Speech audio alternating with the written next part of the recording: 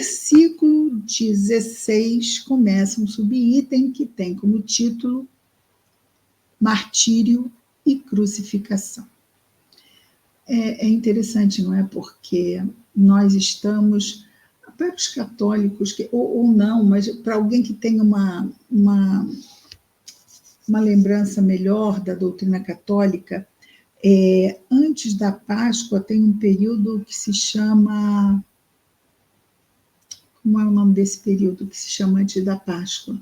Que é exatamente essa questão da carne e do jejum. Está muito perto da ponta da minha língua, mas não sai. Alguém saberia? Esqueci o nome. Ninguém lembra? Vou ver se eu lembro. Quaresma, que estão falando aqui. Quaresma, muito obrigada. Quaresma, Luciene, obrigada. Cecília, obrigada. É isso. Então, o que acontece? É interessante, não é? Porque nós estamos já num período que vai dar e vai culminar, são 40 dias daqui à Páscoa, não é?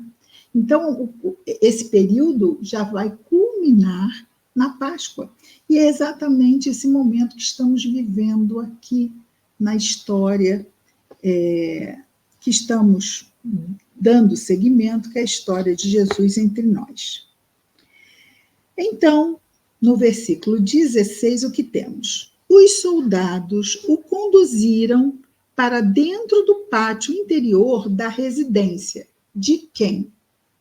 De Pilatos. Ok? Thelma, se quiser entrar, fica à vontade. Thelma está no pórtico da sala. Seja bem-vinda, minha querida. Os soldados o conduziram para dentro do pátio interior da residência de Pilatos, que essa residência de Pilatos se chama o pretório, essa parte da interior, não é? Pretório. E convocaram toda a coorte. O que é coorte? Não é a corte do rei, não. Não são os... Não. Coorte é um destacamento militar romano com cerca de 600 soldados, ok? Isto é uma coorte, com 2 Os, coorte. É um destacamento militar romano com 600 soldados. Então, foi convocada esta coorte. Vestem-no de púrpura, porque, afinal, a grande denúncia é que ele teria se instado como rei dos judeus. Então, colocam nele um manto púrpura. E traçam uma coroa de espinhos, não é? Seria trançar, não é? Uma coroa, trançam uma coroa de espinhos, colocam ao redor nele, ao redor da sua cabeça, né? Coroam ali com a coroa de espinhos. E começaram a saudá-lo, salve, rei dos judeus. Batiam na cabeça dele com o caniço e cuspiam nele, colocando-se de joelhos, o reverenciavam. Tudo isso o quê? Um grande escárnio, né? Estavam promovendo ali um escárnio, do qual Jesus... Esse era o que menos afetava, não é? Escárnio. Jesus nos vê como, até lembrando, não é? Que ele vai para a cruz e diz o quê? Pai, perdoai-lhes, eles não sabem o que fazem, não é? Mas isso vamos ver ainda.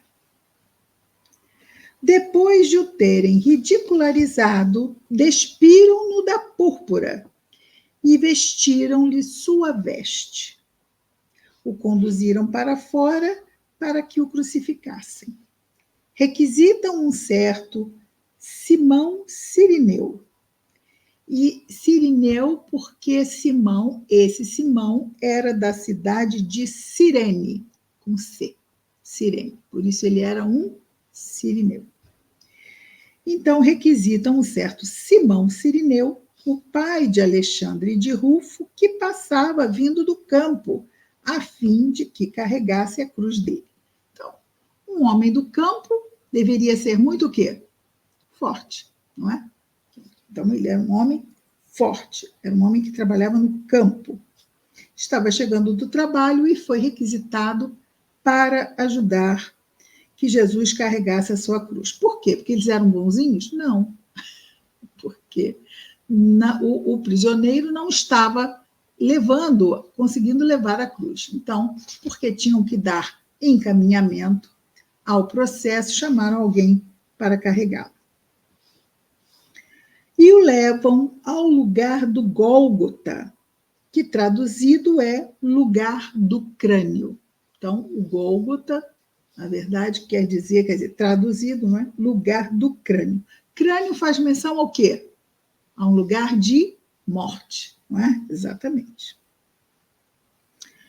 Davam a ele vinho misturado com mirra, que é uma especiaria. Porém, ele não tomou. Tá? Eles o crucificam e repartem as suas vestes, lançando a sorte. Quem levaria o que sobre elas? E isto também foi profetizado no Antigo Testamento, esta parte. Era a hora terceira quando crucificaram. Que hora terceira é essa? Hora terceira, que horas são? Qual é a hora primeira? Qual é a primeira hora do dia judeu? Judeu, vocês sabem que é hebreu. A primeira hora do dia... Não, a primeira hora do dia é 6 horas da manhã. Primeira hora do dia. 6 horas da manhã. O dia começa às 6 horas da manhã. Sendo assim, eram 9 horas da manhã. Ok? Eram 9 horas da manhã. Então, o dia não começava... Exatamente. O dia não começava como o nosso, que é meia-noite, não é? O dia começa às... isso, você botou 9, Lu. Eu entendi 19, é que eu estou longe, não enxerguei direito. Desculpe, exatamente, meu anjo, 9 horas. Perfeitamente. Viu? Você botou 11, mas eu não enxerguei, desculpa. Muito bem.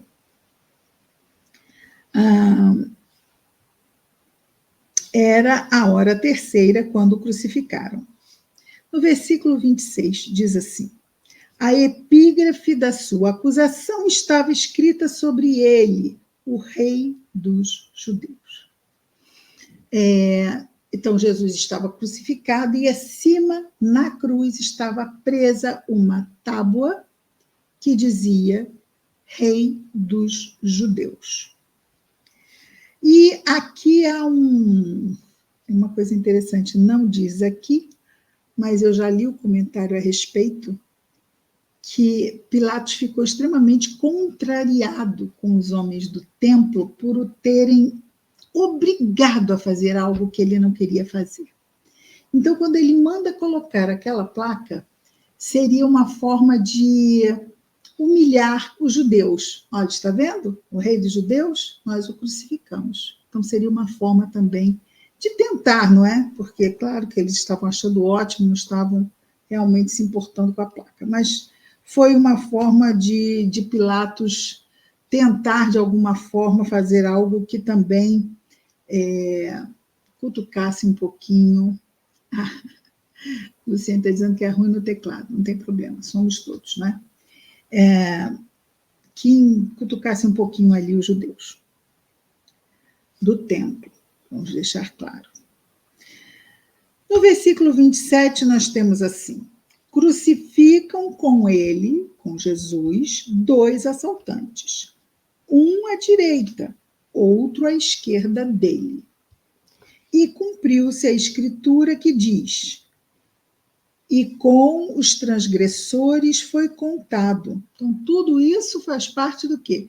Tudo está seguindo o que diz a profecia. Sendo assim, ele continua sendo quem? O Messias. Tudo, até até mesmo porque nas profecias do Antigo Testamento era isso que aconteceria com o Messias. Ele não seria reconhecido, ou exaltado, ou aceitado, ou acolhido, não. Ele seria crucificado, o Cordeiro de Deus. Os transeuntes o insultavam, maneando suas cabeças e dizendo: ah, tu que destróis o santuário, edificando-o em 3 dias, salva-te mesmo, descendo da cruz. É muito interessante, não é? Nós vemos aqui, eu não sei se percebem, se nós formos ver isto com Mateus, vemos com muito mais detalhes, não é? Mas na forma mesmo de Marcos contar, é uma forma que parece assim um pouco, não sei, a mim, que a gente conhece outro tipo de narrativa, não é? Um pouquinho corrida. De repente as coisas vão... Bom, tu que destróis o santuário, porque na verdade ele não disse que destruiria, ele disse que o santuário seria destruído, que não ficaria o quê? Pedra sobre pedra. Ele não disse que era ele que ia destruir.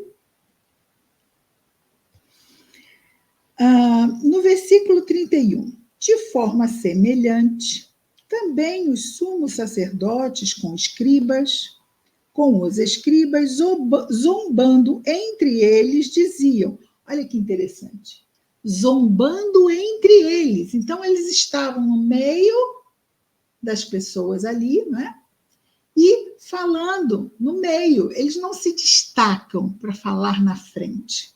Eles falam no meio, como sendo mais uma voz entre a multidão, alimentando o pensamento da multidão. Diziam, então, no meio dos outros, os sumos sacerdotes, salvou outros, a si mesmo não pode salvar. O Cristo, o Rei de Israel, desça agora da cruz para que vejamos e creiamos. Os que estavam crucificados com ele também o injuriavam. O que é interessante, aqui nós não temos o bom ladrão, né? Nós não temos aqui o bom e o mau ladrão. E na contação por outro evangelista, quem diz desce da cruz, quem é? É o mau ladrão, não é? Que é repreendido pelo bom ladrão. E aí Jesus fala com o bom ladrão que ele estaria com ele mais à frente. Mas aqui não é dito isto. Isto não invalida em absolutamente nada. Nós ficamos sempre com as lições que a narração do evangelista, em causa, aqui a narração de Marcos, nos faculta, nos favorece, não é? Nos dá oportunidade de refletirmos sobre o que ele está aqui nos contando.